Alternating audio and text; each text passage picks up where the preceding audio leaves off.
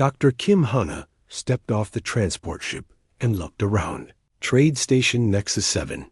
The massive space station spun slowly around a dead moon, its metal walls gleaming under the light of distant stars.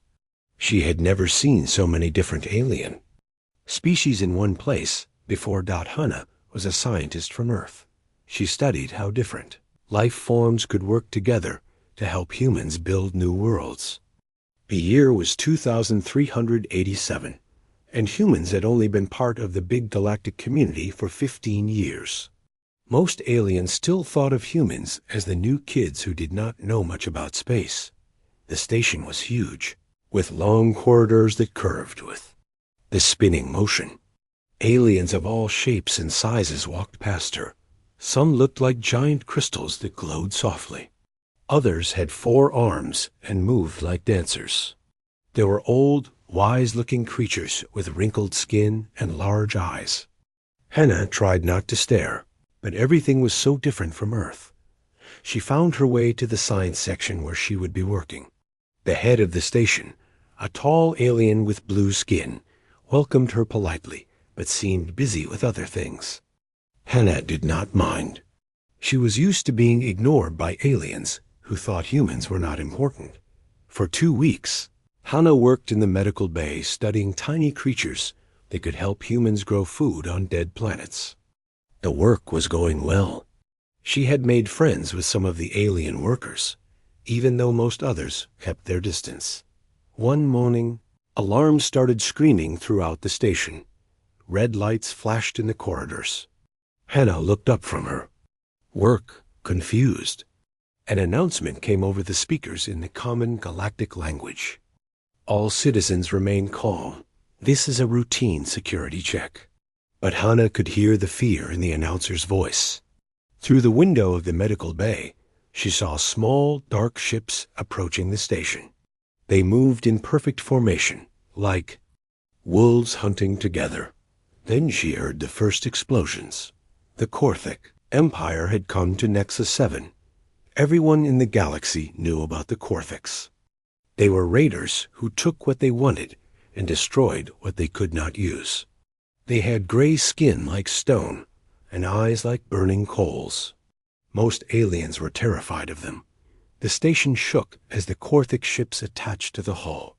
Hannah heard the sound of metal being cut open.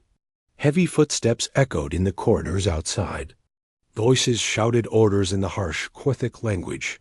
Most of the aliens on the station ran away immediately. That was normal in galactic society. When the Korthics came, you either ran or surrendered.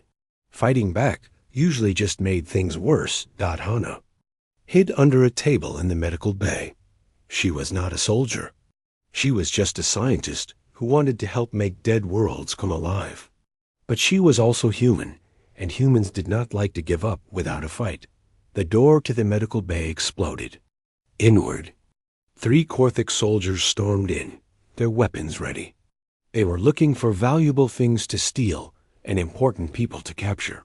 When they saw Hannah hiding under the table, they smiled with sharp teeth. Human, one of them said in broken galactic language. Earth species. Command will want this one. Hannah knew she was in trouble. Humans were still new to space, which made them interesting to people like the Korthics.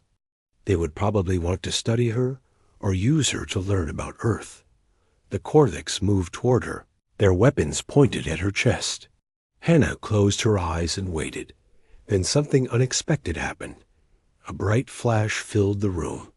One of the Korthics screamed and fell down.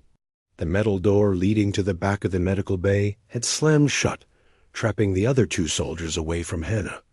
This way, quickly. A voice called. Hannah opened her eyes and saw 3 aliens standing near a side entrance she had not noticed before. One was Vex, a Quoron whose crystal body glowed with soft blue light. She had talked with him a few times while working. Another was Nico, a 4-armed Zilani trader who had always been kind to her. The third was Barrow, an old Vexian scholar who spent most of his time in the station library.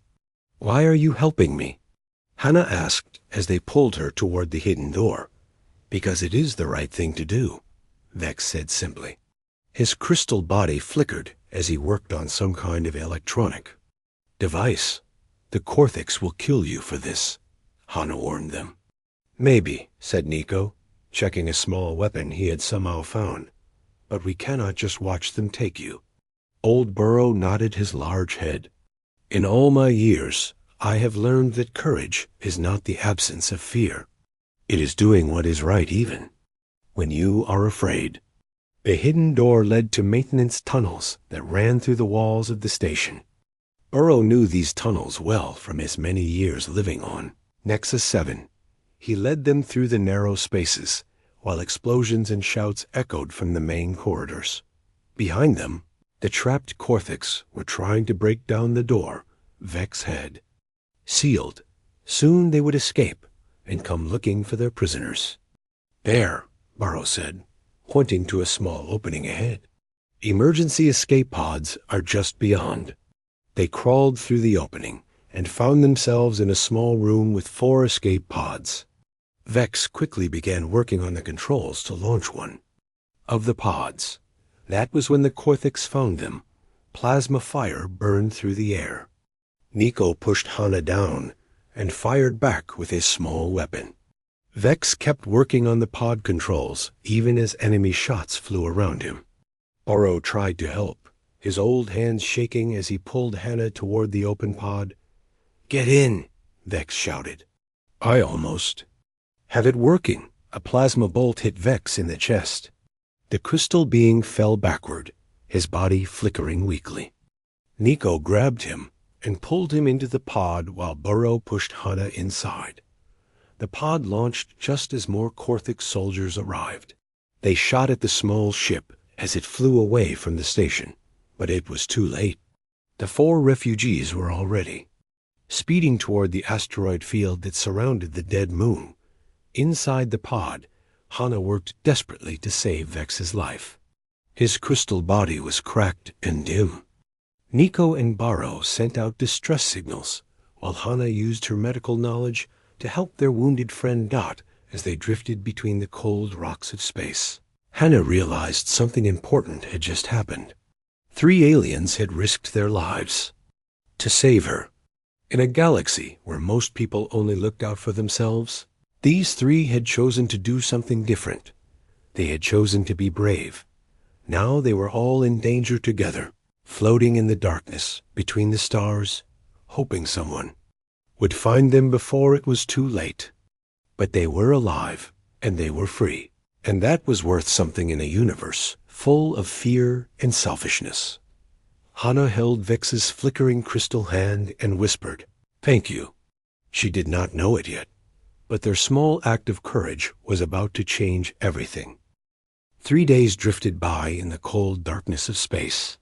The escape pod moved slowly through the asteroid field, its emergency power getting weaker every hour. Hannah had done everything she could to help Vex, but the crystal being was still very sick. His light flickered like a dying candle. Nico and Burrow took turns sending distress signals, but no one answered. Most ships avoided this area because of the asteroids and the Corthic raiders. The 4 refugees began to lose hope. Then, on the 3rd day, their sensors picked up something. A ship was coming toward them, moving fast between the floating rocks. Hannah looked at the screen and felt her heart jump. It was a human ship. The vessel was painted white and blue with Earth's symbol on the side. Bold letters spelled out "Soul's Pride" across the hull. It was a patrol ship from the Terran Defense Force, one of the ships that protected human colonies near the edge of known space. Captain Park Junho stood on the bridge of his ship, looking at the small escape pod on his screen. He was a careful man who had spent 10 years keeping human settlements safe from raiders and pirates. When his crew picked up the distress signal, he had not expected to find anyone alive. "Sir," his communications officer said, "we're getting a signal from the pod. It's Dr. Kim Hannah from the Medical Research Mission." Captain Park knew about Dr. Hannah. All human ship captains had been told to watch for her after Trade Station Nexus 7 went dark. Earth Command thought she was probably dead, like most of the people on the station. "Bring them aboard immediately," Captain Park ordered. The rescue was quick and careful. Soon, Hana and her 3 alien friends were safe in the medical bay of the Soul's Pride. The ship's doctor, a young woman named Dr. Song Yuri, worked hard to help Vex while Captain Park talked with Hana. "Doctor," Captain Park said, "we need to know what happened at Nexus 7. Hana told him everything. She explained how the Corthics had attacked without warning. She described how most aliens had run away or surrendered immediately, following the normal rules of galactic society. Then she told him about Vex, Nico, and Barrow. They saved my life," Hana said, looking at her 3 friends in the medical beds nearby. "They had no reason to help me. Their own people tell them to think of themselves first. But they chose to be brave instead." Captain Park listened carefully. He had seen many things in his years in space, but this was different. Aliens helping humans was rare. Aliens risking their lives for humans was almost unheard of. They knew. "The Corthics would probably kill them," Hana continued. "But they helped me anyway. When Vex got hurt, Nico and Burrow could have left him behind to save themselves. They didn't. They brought him with us." The captain looked at the 3 aliens. Vex was still unconscious, his crystal body glowing weakly under the medical lights. Nico sat beside his friend, all 4 arms moving restlessly with worry. Old Burrow watched everything with his large, sad eyes. "These are good people," Captain Park said quietly. Dr. Song approached them with a smile. "Vex will be okay," she announced. "His crystal structure is healing. It will take time, but he will recover completely."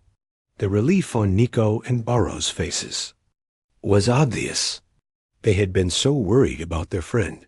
Captain Park made a decision. "Set course for Earth," he told his crew. "Maximum speed." The journey to Earth took 5 days. During that time, Captain Park spent hours talking with the 3 aliens. He learned about their lives, their families, and their worlds. He discovered that all 3 came from species that were now in danger from the Corthics. Vex's home planet had rich crystal mines that the Corthics wanted. Nico's trade routes were being attacked by Corthic raiders. Barrow's peaceful world was right in the path of Corthic expansion. "My people think the galaxy is too big to change," Nico said sadly. "They say we must accept that bad things happen and just try to survive." "Maybe they are right," Burrow added. "We are just 3 small people in a huge universe." But Captain Park shook his head. "You changed everything when you saved Dr. Hana. You just don't know it yet." When they reached Earth, Captain Park took his passengers directly to Defense Command. In Seoul, the building was tall and strong, reaching up toward the sky like a metal mountain. Inside, the most important people in human space made decisions that affected millions of lives. President Lee Mino was waiting for them in a large room with windows that looked out over the city. He was a serious man with kind eyes who had led Earth through its first years in galactic society. With him were other important leaders, including Director Choi Yuna from Galactic Affairs and Defense Minister Yang Taek. Dr. Hannah told her story. Again, this time to the most powerful people on Earth. She showed them video recordings from her emergency device, which had captured everything that happened in the medical bay. The leaders watched in silence as they saw 3 aliens risk their lives to save 1 human. "This is remarkable," Director Choi said. "In 15 years of galactic relations, we have never seen anything like this." Defense Minister Yang was more careful. "It was a brave act," he agreed. "But we must be realistic. The galaxy operates on rules of profit and survival. Acts of kindness are rare." Then Admiral Kang Bora spoke. She was the head of Earth's Space Navy, a woman who had fought pirates and protected colonies across human space. Her voice was strong and clear. "Minister Yang is right that kindness is rare in the galaxy," Admiral Kang said. "That is exactly why it matters so much when we find it."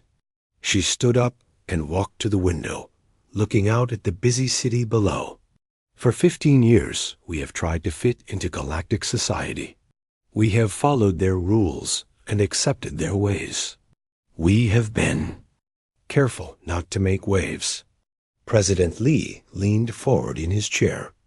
"What are you suggesting, Admiral?" Admiral Kang turned back to face the room. "I am suggesting that it is time to show the galaxy what human values look like. These 3 beings saved one of our people when they could have saved themselves. They showed courage when everyone else showed fear. They chose to do what was right instead of what was safe." She pointed to Vex, Nico, and Barrow, who sat quietly listening to the discussion about their fate. "Their worlds are in danger from the same raiders who attacked Nexus 7. The galactic community will not help them. They will say it is too expensive, too dangerous, too complicated.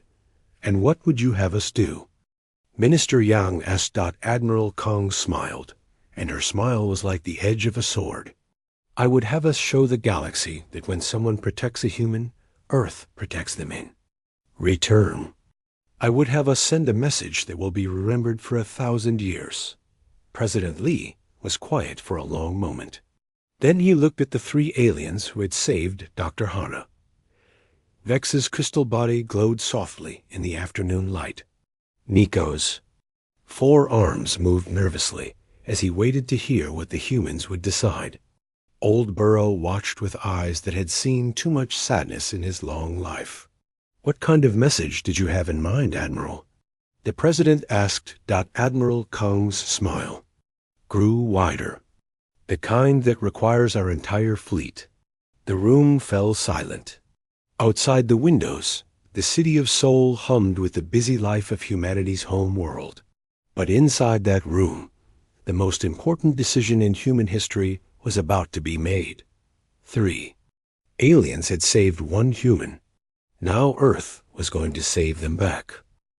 Luna Shipyard had never seen anything like it. The massive space station that orbited Earth's moon was usually busy with cargo ships and patrol vessels. Now it buzzed with activity as the largest human fleet in history came together. Admiral Kang. Bora stood on the bridge of the flagship Incheon, watching her ships arrive one by one. Heavy cruisers came from the outer colonies, their hulls scarred from fighting pirates. Destroyers raced in from patrol routes along the frontier. Support ships loaded with supplies and equipment filled every available docking bay in just 1 week. Admiral Kang had assembled 12 heavy cruisers, 30 destroyers, and enough support ships to carry an entire marine division. It was more firepower than Earth had ever put in one place before. The 3 aliens who had started all this watched from the observation deck. Vex was feeling much better now. His crystal body glowed with steady light, and Earth's doctor said he would make a full recovery. Nico seemed amazed by the size of the human fleet. Burrow just looked sad and worried. "This is too much," the old Vexian said quietly. "We are not worth starting a war." Dr. Hana, who had stayed with her friends during the recovery, shook her head. "It's not about worth, Burrow. It's about doing what's right." Captain Park Jun-ho had been promoted to commander and given a new job. He was now the liaison between the fleet and the 3 aliens. His experience with them during the rescue made him the perfect choice to help plan the mission. "Tell me about the station's defenses," Commander Park asked Vex as they studied star charts in the planning room. Vex's crystal body flickered as he thought. "The Korthix will have at least 20 ships, maybe more. They like to keep strong forces at important bases." Nico nodded with all 4 arms moving as he talked. "They will have guards in the main corridors and control rooms. But they do not know the maintenance tunnels like we do." "The prison section is here," Burrow said. pointing to a section of the station map. "If they have taken prisoners, that is where they will be kept." Admiral Kang listened to every detail. She had fought many battles, but this one would be different. This was not just about military objectives. This was about showing the galaxy what human values looked like.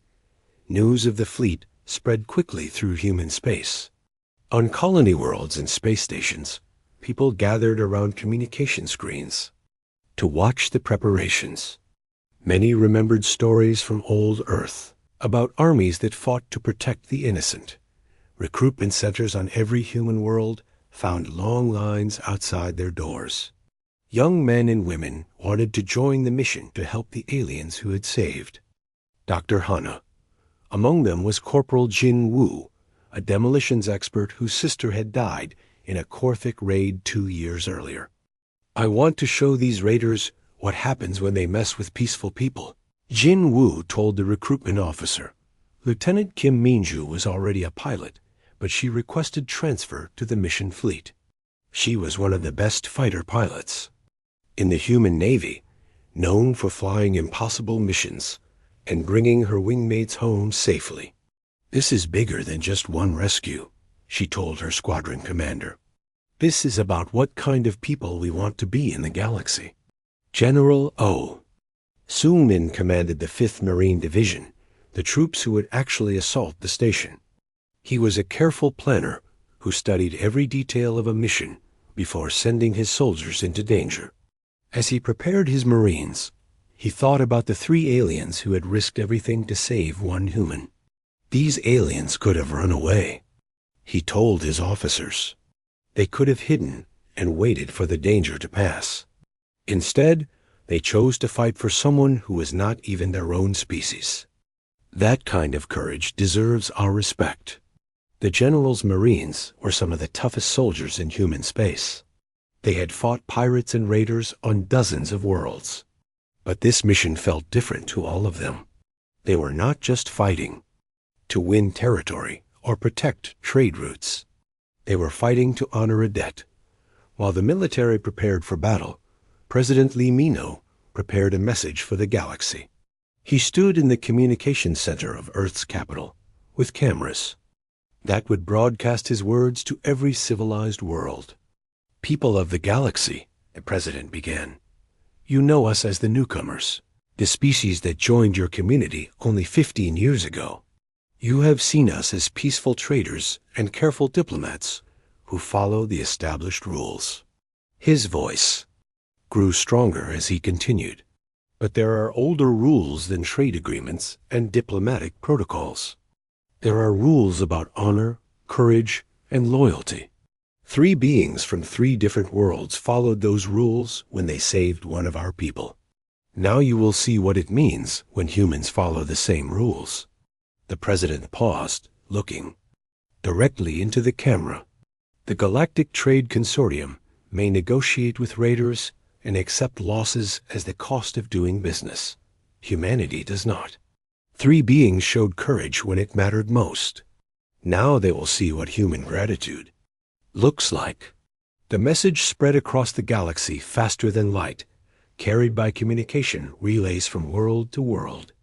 On alien planets, people stopped their daily activities to watch the broadcast from Earth. Many had never heard a galactic leader speak with such passion about honor and friendship. On the bridge of the Incheon, Admiral Kang received reports from her ship commanders. Every vessel was ready for battle. The Marines had run practice assaults until they could clear a space station in their sleep. The pilots had studied every approach to Nexus 7 until they knew it better than their own home. Ports. "Admiral," her communications officer announced. "All ships report ready for departure." Admiral Kang looked around her bridge. Her officers were young and eager, ready to prove that humanity could keep its promises. Through the windows, she could see the rest of her fleet waiting in formation. Each ship carried hundreds of men and women who had volunteered for this mission. "Signal the fleet," Admiral Kang ordered. All ships prepare for hyperspace jump. The massive fleet began to move.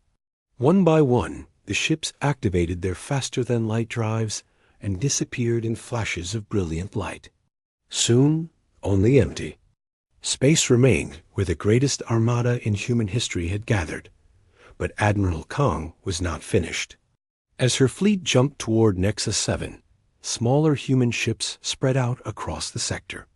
Fast courier vessels raced to neutral planets with offers of protection and evacuation. Medical ships positioned themselves near refugee routes. Even human merchant vessels carried extra supplies for anyone who needed help. The message was clear. To everyone who watched, humanity was not just rescuing 3 aliens. They were announcing a new way of doing business in the galaxy. On distant worlds, alien leaders gathered in emergency sessions to discuss this unexpected development.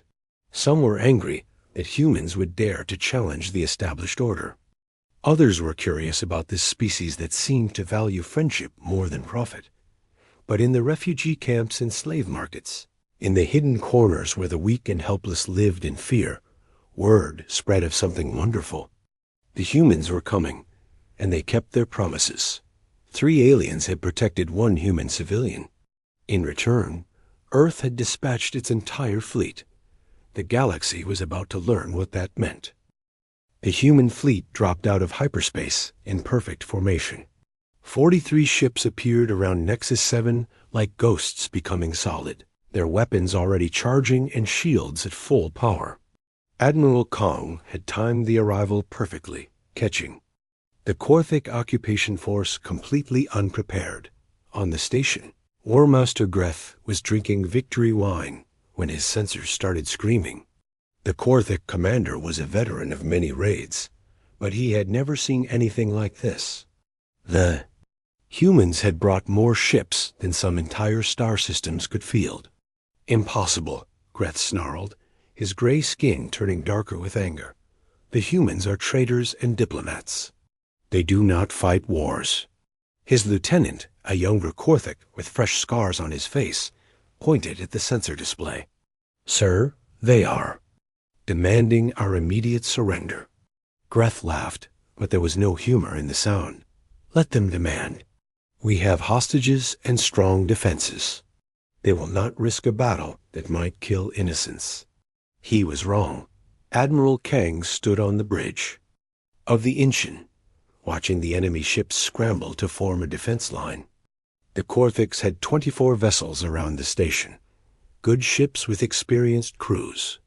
Under normal circumstances, they would be confident of victory. But these were not normal circumstances. All ships, this is Admiral Kong, she announced. Over the fleet communication system. Remember why we are here. 3 brave souls saved one of our own. Today, we save them back. The battle began with a precision that shocked everyone watching. Human ships moved like dancers, each one perfectly positioned to support the others. The Korthics had expected desperate charges and heroic sacrifices. Instead, they faced a military machine that had learned from every human war for the past 1,000 years. Lieutenant Kim Minju led the first fighter squadron through the enemy line. Her small ship twisted between Korthic vessels like a fish swimming. Through coral, her weapons striking vital systems with surgical precision. Behind her, 11 other fighters followed her lead, their formation never breaking despite the storm of enemy fire around them. Target their communication arrays first, Minju ordered her squadron. Blind them, then hit their weapons. The Korthic. Ships were strong, but they had been built for raiding soft targets and bullying merchant vessels. They were not ready for opponents who fought with such calculated fury.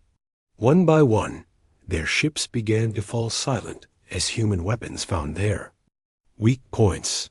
On the station, the real battle was just beginning.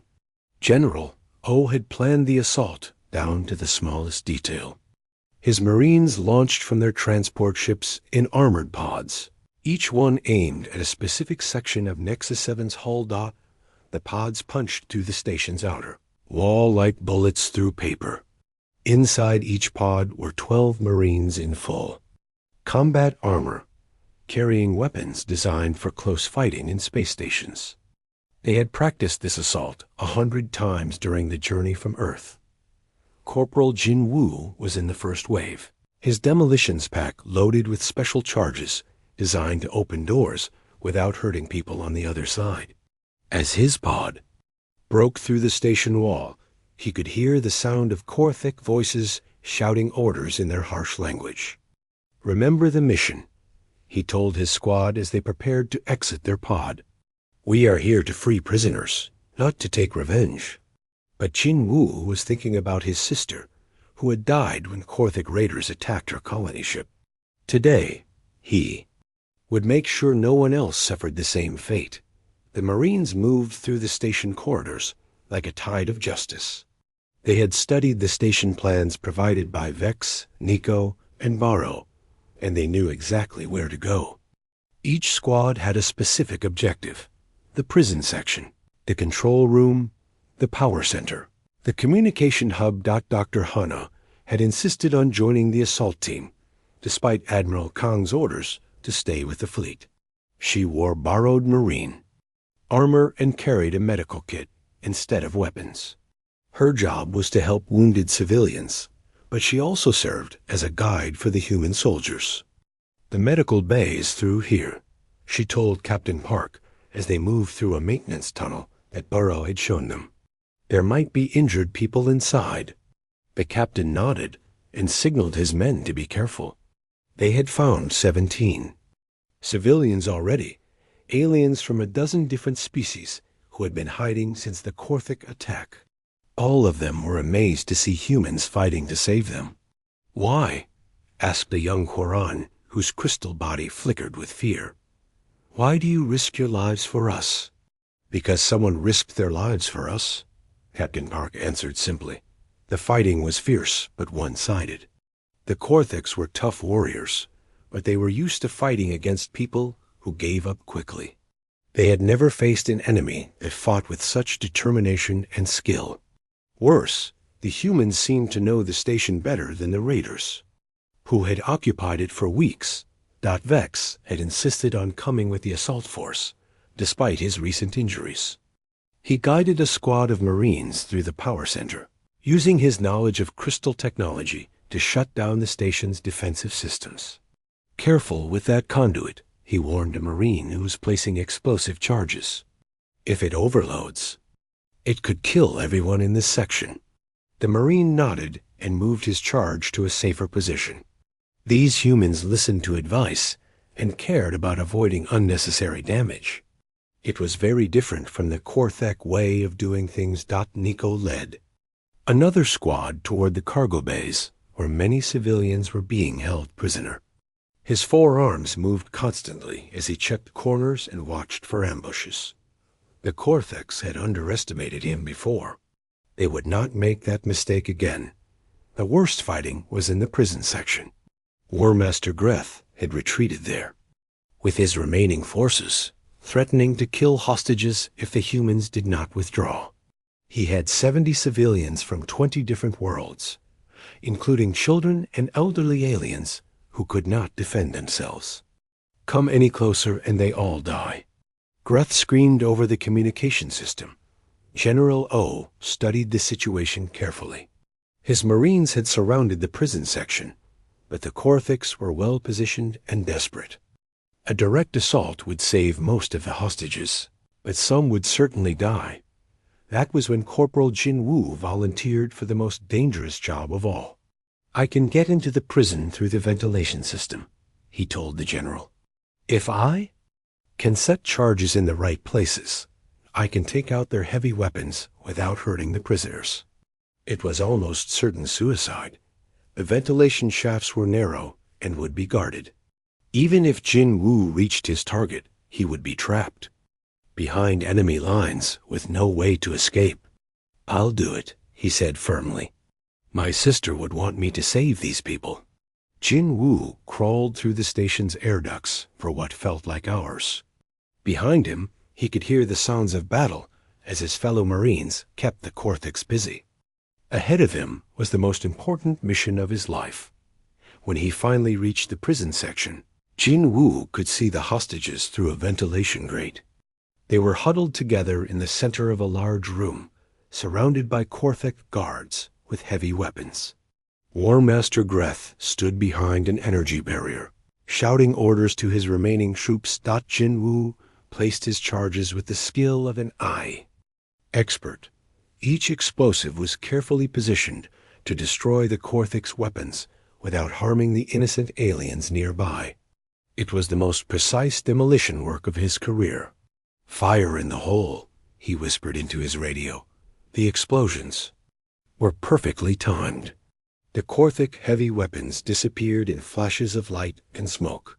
The guards were stunned and confused, their advantage suddenly gone. That was when Lieutenant Minju's fighter squadron struck the station's outer hull right above the prison section. The walls shook and the lights went out, adding to the chaos. In the darkness, General O's Marines stormed the prison section. The fight was over in minutes. War Master Greth fell with a human bullet in his chest, still cursing the species he had underestimated. His remaining troops surrendered or died. Their raid finally ended. As the emergency lights came back on, Jin Woo climbed down from the ventilation system to find himself surrounded by grateful aliens. An elderly Vexian professor took his armored hand and whispered, "Thank you." All around the station, the same scene was repeated. Human Marines helped frightened civilians out of hiding places. Medical teams treated wounded aliens with the same care they would give to humans. Engineers worked to restore power and life support systems that the Korthiks had damaged. In the command center, Admiral Kong received the final reports. Nexus 7 was free. The Korthik fleet was destroyed or fleeing. Over 3,000 civilians from dozens of species had been rescued. The cost had been lighter than anyone dared hope. 23 humans were dead, 67 wounded. It was a small price for such a complete victory, but Admiral Kong felt the weight of every lost life. "Signal the fleet," she ordered. "Mission accomplished. Begin rescue and recovery operations." Through the windows of the command center, she could see human ships moving carefully around the station. Medical vessels were already docking to help with wounded civilians.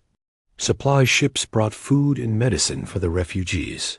But the most important moment came when Dr. Hannah was reunited with her 3 alien friends in the station's medical bay. Vex's crystal body glowed brightly with joy. Nico embraced her with all 4 arms. Old Burrow had tears in his large eyes. "You came back." "For us," Vex said in wonder. "We promised we would," Hannah replied. The news traveled faster than the fastest ships. Within hours of the battle, every world in the galaxy knew what had happened at Nexus 7. The humans had sent their entire fleet to rescue 3 aliens who had saved 1 human scientist. They had fought with perfect precision and won a complete victory. On the Galactic Trade Consortium's home world, emergency meetings ran through the night. Chairman Velk, a tall alien with silver skin and too many eyes, paced back and forth in the Grand Council chamber. "This is unacceptable," he declared to the other council members. "The humans have violated every principle of galactic law. They attacked the occupied station without negotiation. They used massive force against a minor raid. They have completely ignored proper diplomatic channels." But Council Member Yith, an elderly being whose species had suffered from Korthik raids for centuries, stood up slowly. "Chairman Velk, with respect, what law did they violate? The law that says we must accept raiders and pirates? The law that says innocent people are acceptable losses?" Around the galaxy, the reaction was mixed but powerful. Some species were angry that humans had dared to change the rules of galactic society. Others were amazed that anyone cared enough to fight for strangers. On the crystal world of Quaros, the Assembly of Elders gathered to discuss an unprecedented decision. Elder Thom, whose crystal body was ancient and wise, spoke for the whole assembly. "The human fleet saved our son Vex when he was wounded protecting their scientist," Thom announced. "They honored a debt that our own people might have ignored. The Assembly hereby grants exclusive mining rights to 3 crystal fields to the Earth government. Let the galaxy see that the Quoron people remember their friends." The decision sent shockwaves through galactic trade networks. The crystal fields were worth billions of credits, enough to fund entire space fleets. No species had ever given such valuable gifts to another without expecting something in return. Similar scenes played out across known space. The Zelani Merchants Guild, led by Trademaster Finn, who was Nico's cousin, offered humanity full partnership in their trade networks. The ancient Thexian Council, neutral for over 1,000 years, sent their first diplomatic mission to Earth in 5 centuries. Dr. Hana returned to her research. But everything was different now. The 3 aliens she had befriended were no longer just colleagues. They had become symbols of something new in the galaxy. Vex worked directly with human engineers, sharing crystal technology that revolutionized ship design. His people's knowledge helped humans build faster, stronger vessels. Nico established the first truly integrated trading company in galactic history. Human and alien partners worked as equals, sharing profits and risks in ways that had never been tried before. Other species watched with interest as the company succeeded beyond all expectations. Old Burrow spent his time writing. He was documenting the story of Nexus 7, but also exploring what it meant for the future. His book, The Day Courage Returned, became the most widely read text in galactic history, but not everyone was happy with the changes. The Korthek Empire was furious about their defeat at Nexus 7. Their new war leader, Grax the Terrible, demanded compensation for their losses. He sent a message to Earth that was meant to be threatening. "The Empire has lost ships and warriors because of human interference," Grax declared. "The humans will pay for this insult, or we will take payment in blood." Admiral Kong's response was delivered personally. She took a single destroyer to the edge of Korthik space and broadcast her reply on all frequencies so the entire galaxy could hear. "War Leader Grax," she said calmly, "the Terran Defense Force regrets the loss of life at Nexus 7. We regret that your people chose to threaten innocent civilians. We regret that you forced us to act, but we do not regret protecting our friends." She paused, looking directly into the camera. "You are welcome to test our resolve again. We will be waiting." The destroyer remained on patrol at the Korthik border for exactly 1 year. During that time, not a single Korthik raid was reported in the sector. Word spread quietly through the criminal networks that the humans were not as peaceful as they appeared. The real change came when President Lee addressed the Galactic Assembly for the first time. No human leader had ever spoken to the full gathering of galactic civilization. When he walked into the Great Hall on the neutral world of Concordia, every representative turned to watch. Beside the human delegation stood 3 figures that everyone recognized. Vex's crystal body glowed softly in the chamber's lights. Nico stood proudly on his 4 legs, wearing the formal robes of his merchant guild. Burrow looked around the hall with eyes that had seen history being made. "Honored representatives," President Lee began, "you know us as the newest members of your community. For 15 years, we have followed your rules and learned your ways. We have been careful not to disturb the established order." The hall was completely silent. Representatives from hundreds of worlds listened to every word. "But there are older laws than your trade agreements," President Lee continued. "There are principles that matter more than profit margins.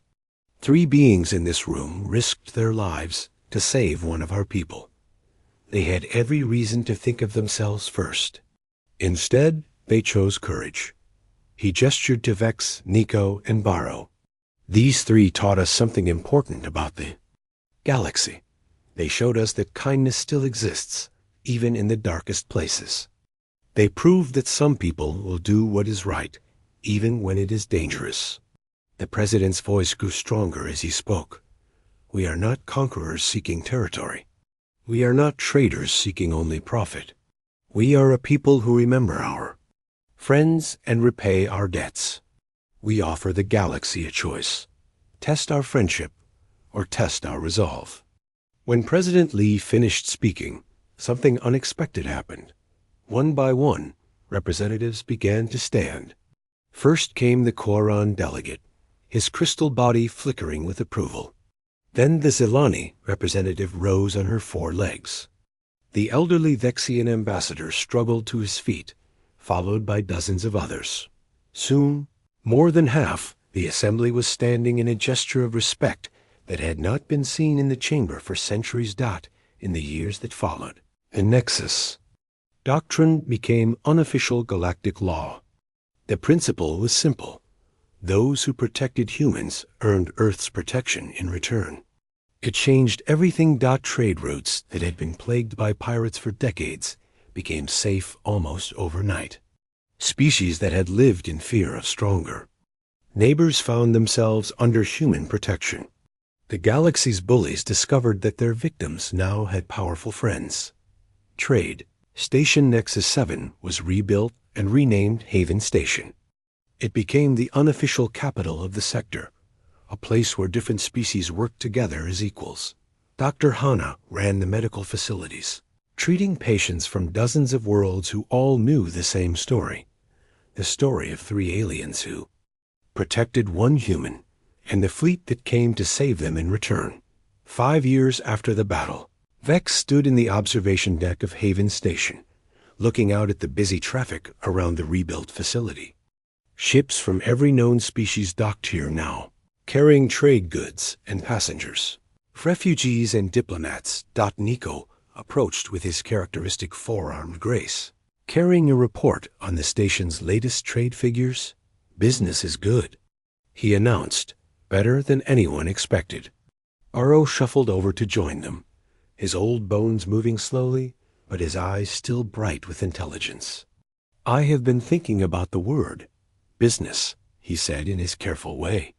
It used to mean profit and competition. Now it means something different. What does it mean now? Vex asked. The old Vexian smiled.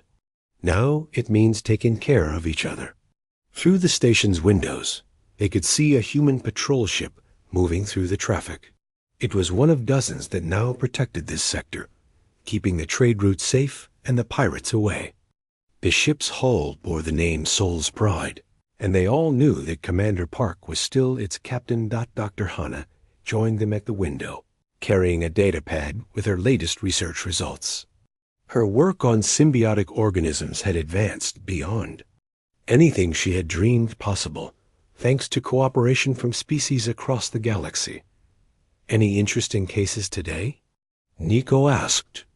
A Korthic trader came in with radiation poisoning, Hana reported. His ship broke down in the asteroid field, and he was stranded for 3 days before we found him. The others looked surprised. Korthics rarely asked humans for help, especially after what happened to their raid on the original Nexus 7. What did you do? Aro asked. Hana smiled. We treated him, fixed his ship, and sent him on his way. He seemed confused that we didn't want payment. Did you tell him why?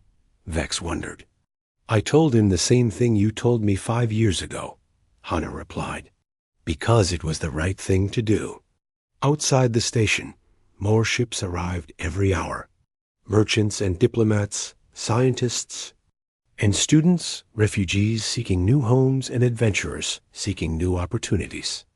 They came because Haven Station had become something unique in the galaxy, a place where being decent to each other was not just encouraged, but expected. The 3 aliens who had saved 1 human civilian had unknowingly changed the course of galactic civilization. They had proven that courage was still possible, that kindness still mattered, and that sometimes the smallest actions could have the largest consequences. And humanity had proven that some promises were worth keeping